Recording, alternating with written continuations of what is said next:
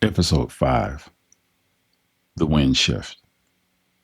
Welcome to Fit and Fire, the Prostate Cancer Combat Podcast. I'm your host, Al Carter, U.S. Army veteran, prostate cancer survivor, and a man rebuilding strength in real time. This is where the climb starts just being physical and it starts testing the heart and the mind. This is where a man realizes strength alone isn't enough and where God meets him in the valley. This podcast is about mind, body, and spirit. What it really takes to heal, to lead, and rise again. If you're walking through cancer, recovery, fear, rebuilding, or carrying something you don't talk about, you're not alone. Let's climb together. I don't have all the answers. And I'm not speaking from authority, I'm speaking from obedience. A man rebuilding through prostate cancer. And if you're climbing your own mountain in silence, brother and sister, welcome back. As I speak to you right now, it's January 29th, 2026. My surgery was September 11th, 2025. That puts me at 140 days into recovery. I'm still healing, still adjusting to a changed body. This story isn't being told after the fact, it's being told while it's still happening. I'm not sharing this from the finish line. I'm speaking from the place where life is still rearranging itself, from the part most men don't talk about. I'm learning how to move forward without waiting to feel ready. Still relearning trust in my body, still learning how to move forward without pretending nothing has changed. I'm saying this out loud for one reason. One reason alone. So not another man doesn't have to confuse silence with strength. I did, and it cost me more than I realized. Every climber knows this moment. You're still in the storm, still on the mountain, still surrounded by mist, cold, and uncertainty. But something in the air changes. You don't see the summit yet, but your spirit senses movement. Not a rescue helicopter, not an open sky, but a subtle shift, a new wind, a different push, a whisper of direction. Episode 5 is that moment. The moment you realize God moved before the evidence did. The moment the mountain is still tough, but your heart is stronger. You haven't won yet, but you're not losing anymore. The first wind that hit my physical body before this diagnosis, I was strong. A personal trainer, a bodybuilder, a soldier, lifting 275 on the bench like it was nothing. Hundreds of push-ups was just standard. My body was my armor. Then the flood came. Surgery, hormone therapy, fatigue that felt like carrying sandbags in my soul, weight in new places, strength slipping, energy changing, bladder issues, accidents I never imagined, not trusting a cough, a sneeze, or a laugh. A warrior reduced to planning movements around a bathroom, masculinity tested, pride humbled, identity shaken. But here's something I learned. Weakness is not the absence of strength. It is the birthplace of new strength. Weakness is not the absence of strength, it's the birthplace of new strength. This wind didn't break me, it rearranged me. God was saying, I will rebuild you according to purpose, not your ego, not pride, not the old you, the new you I'm forming. Some days I felt like me. Some days I felt like half of me. Some days like none of me. The wind blew through my emotions, and everything loose in me got exposed. Confidence versus doubt, peace versus panic, manhood versus medical reality, and the echo returned. You're not the man you were. You're slipping. You're not enough. You're failing. But this time, something in me answered back. I may not be the man I was, but God is making me the man I need to become. The wind wasn't against me, it was refining me. During treatment and recovery, life didn't stop. My income changed from a lower paycheck to no paycheck. I was looking for work that could fit my health, figuring out how to support my home, how to keep things running, how to pay my bills, how to reduce debt, knowing my income wouldn't look the same.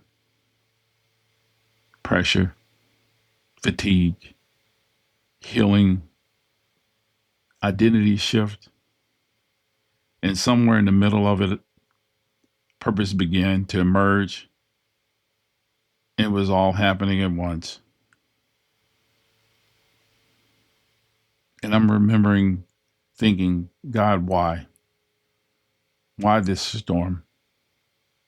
Why this battle? And heaven whispered something that stopped me.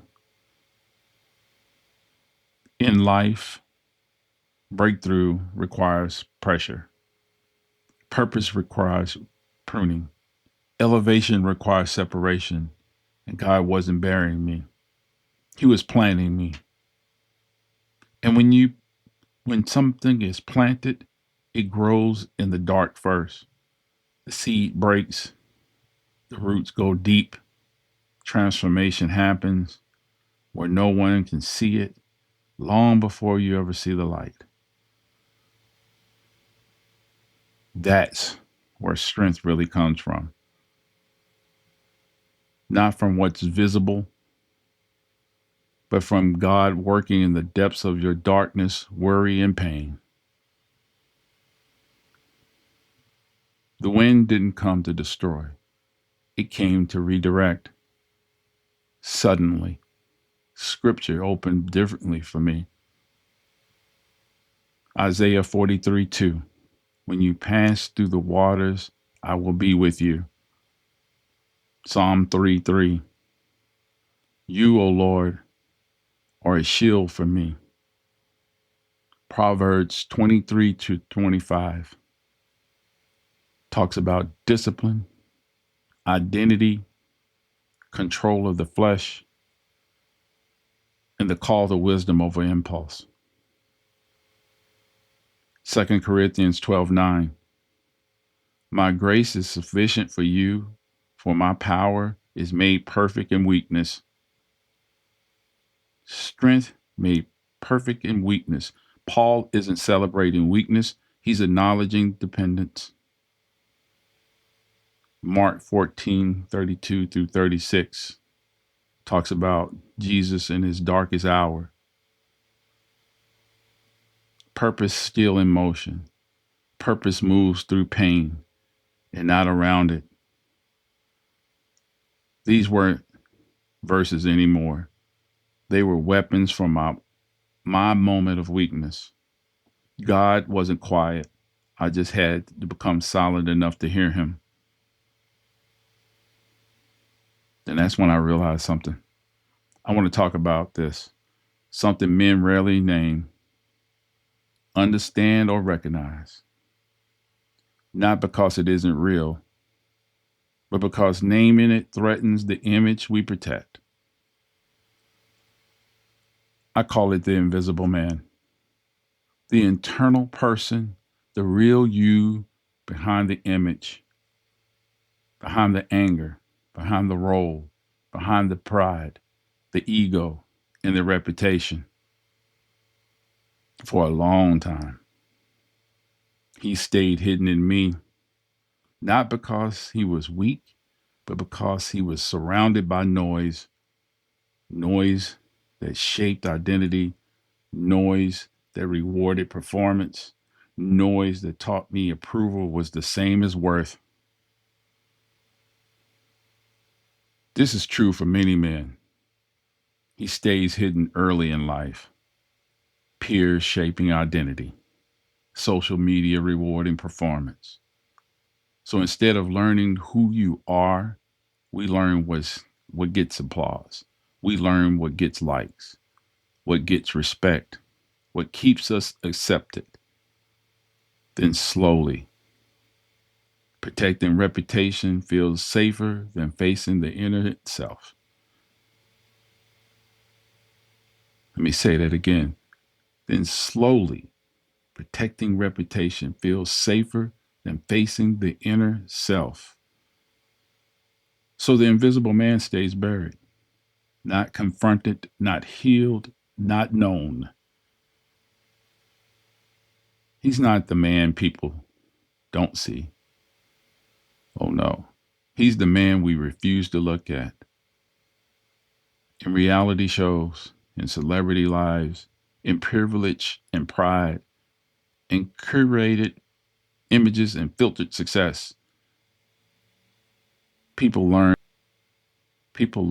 how to live lives the public applauds while never addressing the wounds that live underneath.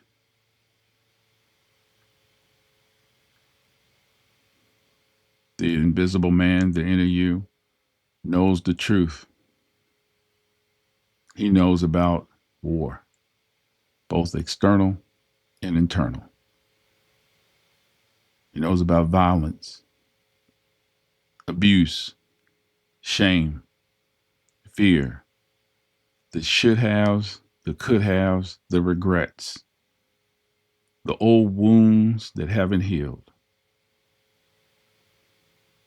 cancer symptoms, pains and signs, loss, addiction, the sleepless and lonely nights. The inner man knows about our past, present, and future we're afraid to face.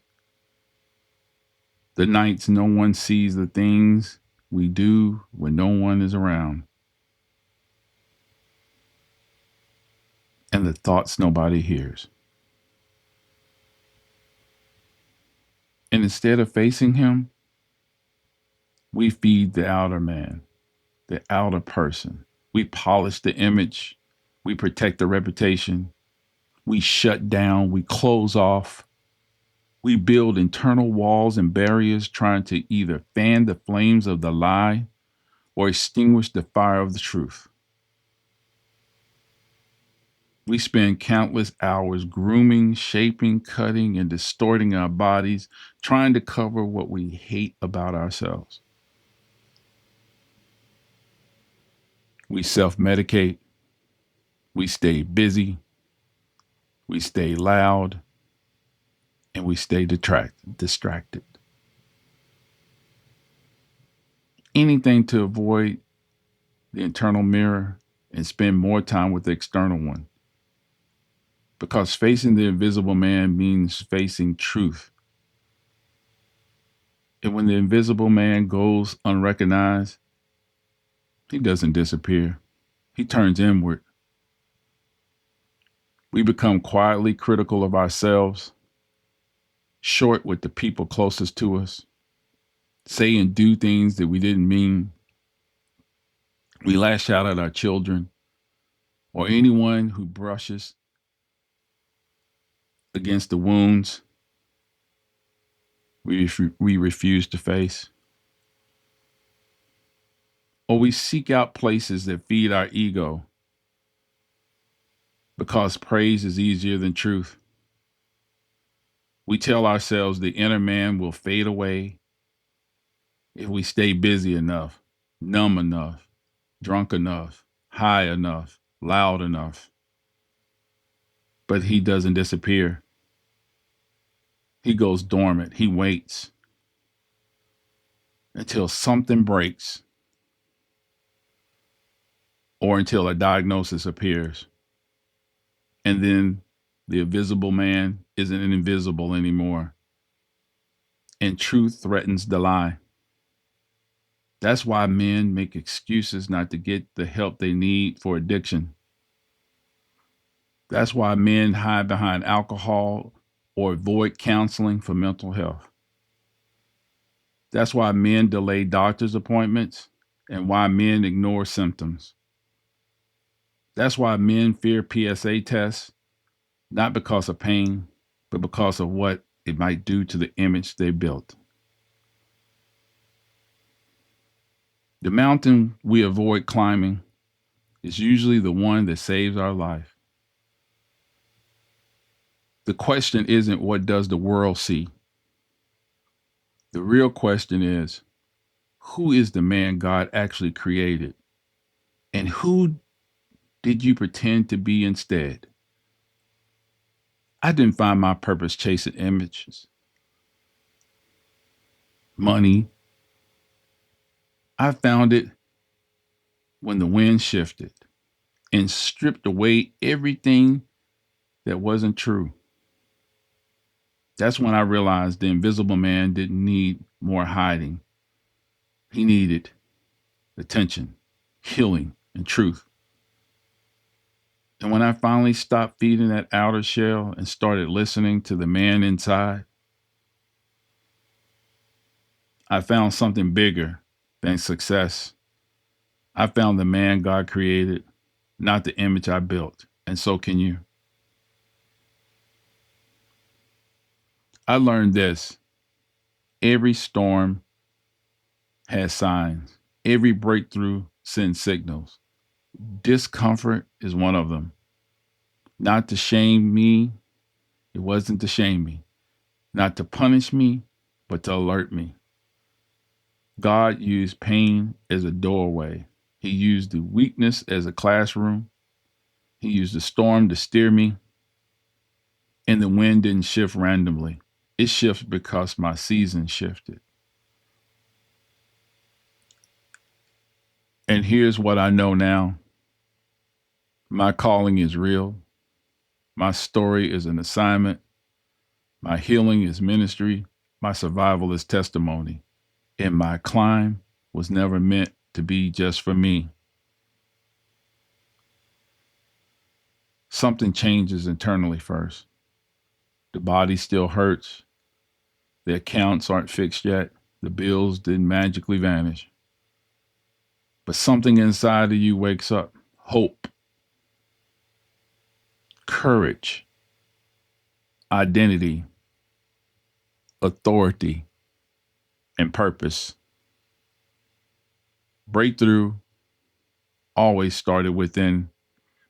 Climbers know when the wind changes, the summit is near.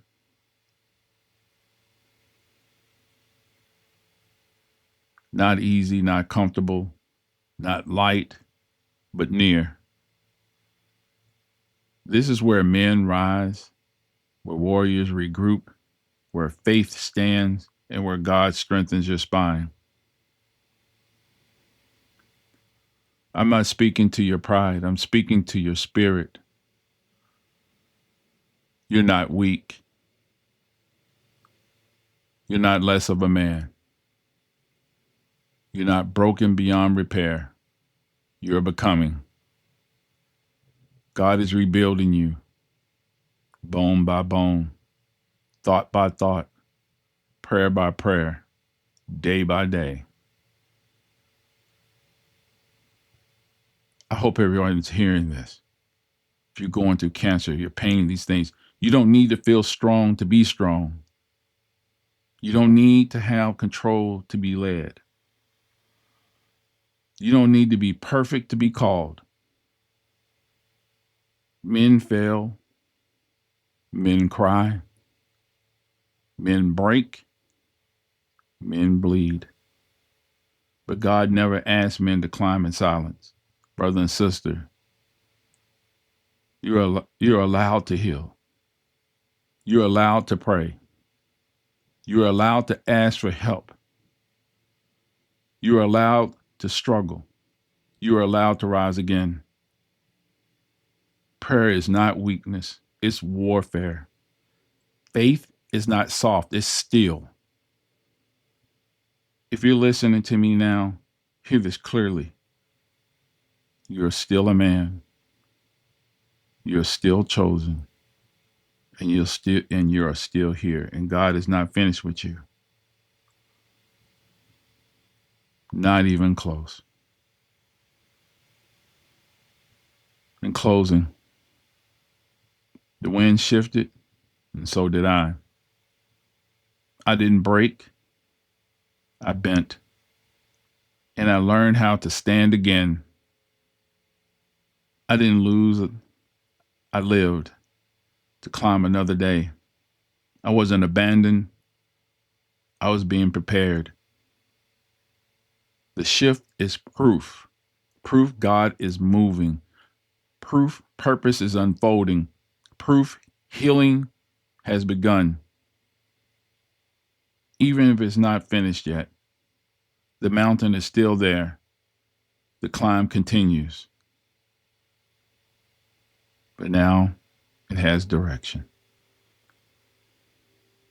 Before we go, listen to me, man to man. There are moments when God shifts the wind so you can move.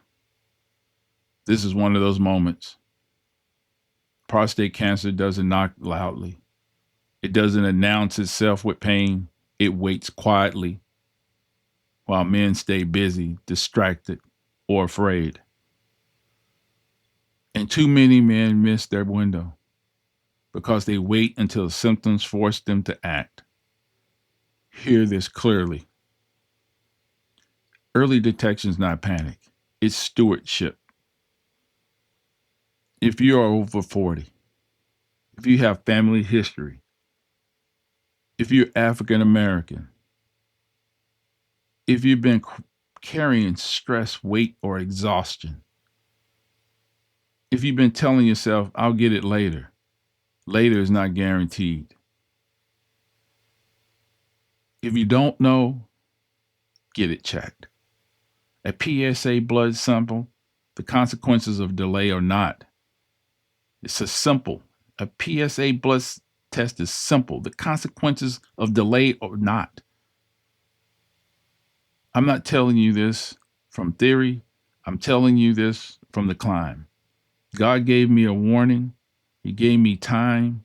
He gave me a responsibility to speak while the wind is still moving. So if you feel the nudge, don't ignore it. Make the appointment.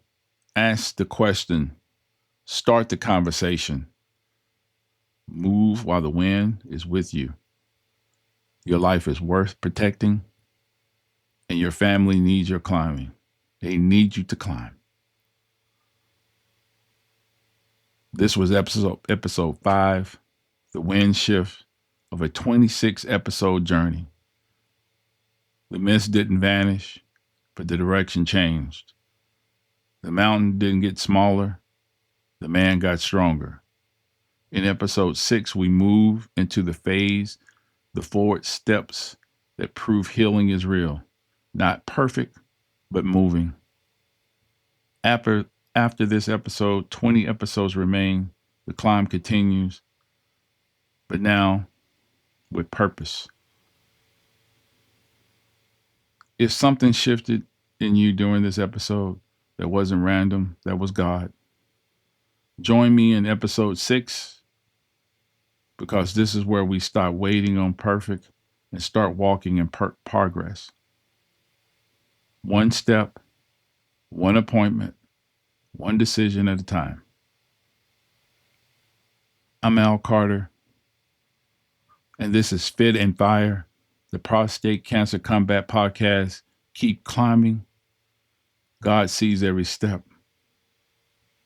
The wind changed, and so did I.